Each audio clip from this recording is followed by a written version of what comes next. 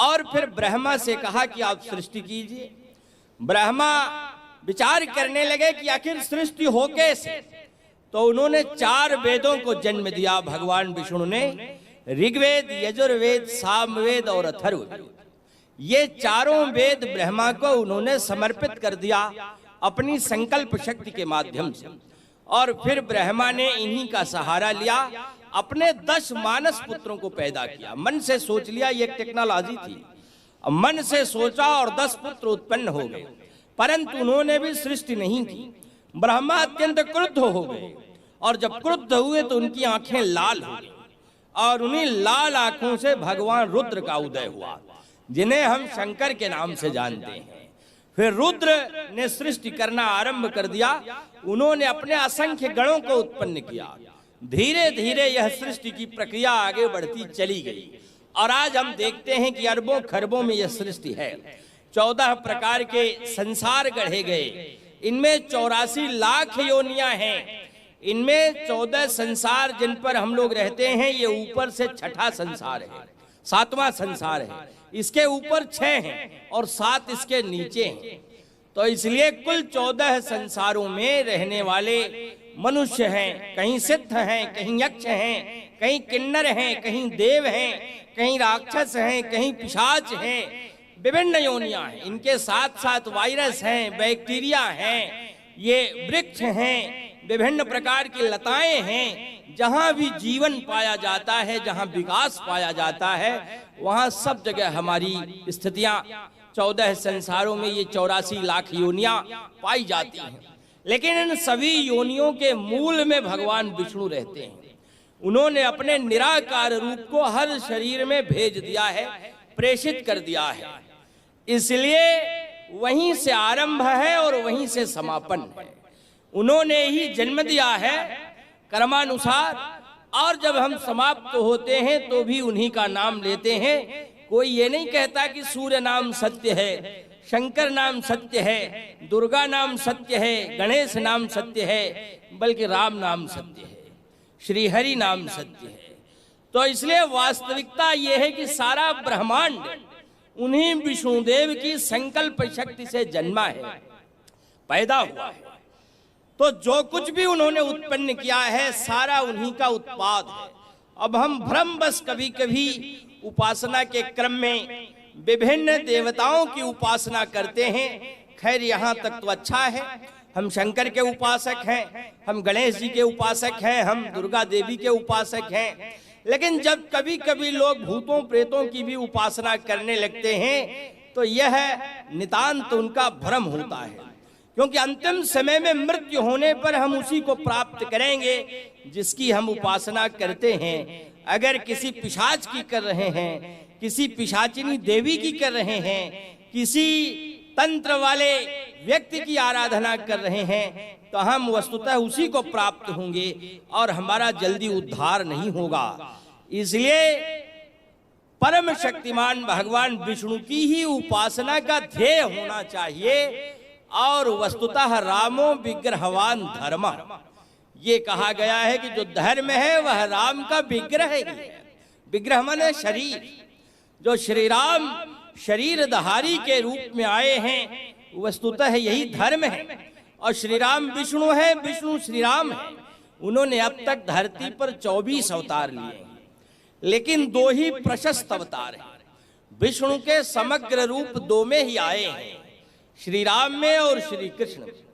जग में सुंदर हैं 2 नाम, चाहे कृष्ण कहो या राम। इसीलिए राम और कृष्ण में ही हम ये देखा करते हैं। और जब हम राम पर विशेष विवेचन चाहते हैं, तो महर्षि वाल्मीकि का 24,000 श्लोकों वाला रामायण हमें सबसे पहले ग्रंथ के रूप में दिखाई पड़ता है। और जब हम कृष्ण के विषय में समग्र विवेचन जानना चाहते हैं, तो श्रीमद् महाभागवत पुराण, जिसमें 18,000 श्लोक हैं और 12 स्कंध हैं, उनमें उनका समग्र रूप देखने को मिलता है।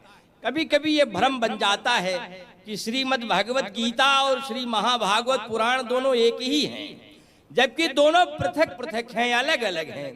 श्रीमद् भागवत गीता तो एक प्रकरण है जिसमें भगवान ने अपना विराट रूप दिखाया है, और ये महाभारत नामक महाकाव्य का एक हिस्सा भर है। उसमें 18 पर्व है, जिसमें भीष्म पर्व में गीता की कथा आई है, वहां उनका विवेचन है, उनका कथन है सीधे श्री कृष्ण का। इसलिए गीता एक अलग ग्रंथ है। और श्रीमद् महाभागवत पुराण, जिसकी कथा कम से कम शीघ्रता के साथ 7 दिनों में सुनाई जाती है, उसमें 12 स्कंध हैं, वह एक पृथक ग्रंथ रत्न है। तो हमारे यहाँ ये 2 ग्रंथ रत्न बड़े प्रसिद्ध हुए हैं, और दोनों का सेवन हम किया करते हैं।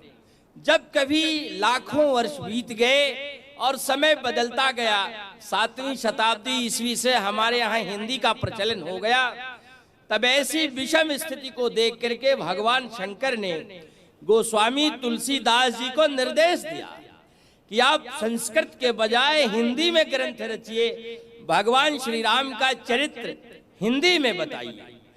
यद्यपि वे चाहते नहीं थे, उनका मंतव्य था कि हम संस्कृत में ही ग्रंथ लिखें, लेकिन उन्होंने स्वप्न में दर्शन दिया, कहा आगे का समय हिंदी का है, आप हिंदी में रचना करेंगे तो सब लोगों के समझ में आएगा और पूरी कथा लोग पढ़ेंगे। अगर आपकी इच्छा ही है तो आप आरंभ में संस्कृत लिख दीजिए। ठीक उसी प्रकार जैसे महर्षि वाल्मीकि ने रामायण लिखा था और उसमें 7 कांड लिखे थे, उसी प्रकार से तुलसीदास जी ने भी 7 कांड लिखे।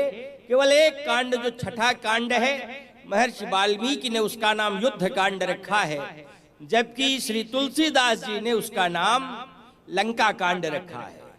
बाकी लगभग तरीका वही है। यत्र तत्र कुछ स्थानों पर काल प्रभाव से कुछ परिवर्तन तुलसीदास जी ने कवित्व के कारण स्वयं से किया हुआ है, लेकिन यह ग्रंथरत्न इतना प्रसिद्ध हुआ कि आज संसार में इसका अध्ययन किया जाता है। और मैं समझता हूं कि अपने देश में तो घर घर में यह ग्रंथ दिखाई पड़ता है। इसलिए श्री रामचरितमानस की प्रतिष्ठा आज अत्यधिक बढ़ गई, और श्री राम जी का जो पावन चरित्र है, सारा विश्व उनसे शिक्षा ग्रहण करता है। भले ही भगवान के बजाय वो मर्यादा पुरुषोत्तम ही स्वीकार कर ले, क्योंकि उन्होंने तो हमारी संस्कृति को हमेशा पीछे दिखाने का यत्न किया है। यह दुस्साहस उनका सर्वदा से रहा है। परंतु वस्तुतः श्री विष्णु ही श्री राम हैं, श्री कृष्ण हैं, और श्री राम और श्री कृष्ण ही वस्तुतः विष्णु हैं। इसमें किसी प्रकार का संशय नहीं रह जाता। मनुस्मृतिकार श्री मनु ने, भले ही आज लोग कहें कि मनुवादी, जबकि मनु महर्षि थे, उन्होंने ऐसी कोई भ्रमात्मक बात नहीं कही है। उन्होंने कहा वेदो खिलो धर्म मूलम, जो ये वेद है वस्तुतः धर्म का मूल है। माने धर्म का मूल रूप तो हमारे वेदों में ही व्यवस्थित है, और इन चारों वेदों के रूप वेदों के रूप में भगवान विष्णु स्वयं त्रेता युग में आए। त्रेता युग में राम, लक्ष्मण, भरत और शत्रुघ्न, ये 4 वेद हैं। राम के ज्यादा करीब लक्ष्मण हैं और भरत के ज्यादा करीब शत्रुघ्न हैं, इसलिए कि दोनों रानियों कौशल्या और कैकेयी ने अपना एक एक टुकड़ा सुमित्रा को प्रदान कर दिया था। इसलिए कौशल्या का विशेष अंश और कैकेयी का विशेष अंश इन दोनों पुत्रों के रूप में समाविष्ट हुआ। जो कौशल्या का एक विशिष्ट हिस्सा था वह लक्ष्मण के रूप में आया, इसलिए वह राम के सानिध्य को ज्यादा प्राप्त किया, और जो कैकेयी का अंश था वह सुमित्रा को दिया गया था, क्योंकि उस यज्ञ में सुमित्रा को सीधे कुछ नहीं मिला था, केवल 2 ही रानियों को उस यज्ञ का भाग मिला था। जो पुत्रेष्ट यज्ञ संपन्न हुई थी, श्रृंगी ऋषि वशिष्ठ बोलावा, पुत्र काम शुभ यज्ञ करावा, तो उस यज्ञ में जो हिस्सा था 2 को ही मिला था। कैकेयी ने जो अपना हिस्सा दिया था उससे शत्रुघ्न का जन्म हुआ था, इसलिए उसके पुत्र भरत के साथ शत्रुघ्न का सानिध्य विशेष था, और इसी प्रकार से राम के साथ लक्ष्मण का सानिध्य विशेष था। ये चारों वेद के रूप में ही आए थे, और ये श्री विष्णु के ही विशेष अंश के रूप में आए थे। इसीलिए मनुस्मृतिकार ने कहा वेदो खिलो धर्म मूलम। ये जो वेद हैं वस्तुतः धर्म के मूल हैं, अर्थात इन्हीं चारों में हमारा सारा धर्म, हमारा सारा शास्त्र व्यवस्थित है। हमारा दुर्भाग्य है कि हम सही रूप में धर्म नहीं जानते, हम सही रूप में शास्त्र नहीं जानते, इसलिए स्थान स्थान पर हम गलतियां कर बैठते हैं। यदि धीरे धीरे हम शास्त्र चर्चा आदि के माध्यम से इसे जाने तो हमसे ये चूक नहीं होगी, और राम कथा के माध्यम से, सत्संगों के माध्यम से हमें ये विशिष्ट ज्ञान हुआ करता है। तो इसलिए ये उनके आरंभ में ही आया हुआ, मनुस्मृति के आरंभ में ही आया हुआ ये श्लोक है, वेदो खिलो धर्म मूलम स्मृतिशीले च तद्विदाम आचारश्चैव साधूनाम आत्मनस्तुष्टिरेव च। धर्म के 10 लक्षण बताए गए हैं। धृति ही क्षमा दमोस्तेयम शौचमिंद्रिय निग्रह धीर विद्या सत्यम क्रोधो दशकम धर्म लक्षणम, जिसमें पहला लक्षण है धृति। धृति ही माने धैर्य। तुलसीदास जी ने लिखा है, क्योंकि यह ग्रंथ नाना पुराण निगमागम सम्मतम यद रामायण निगजितम क्वचिदन्यतो स्वान्तः सुखाय तुलसी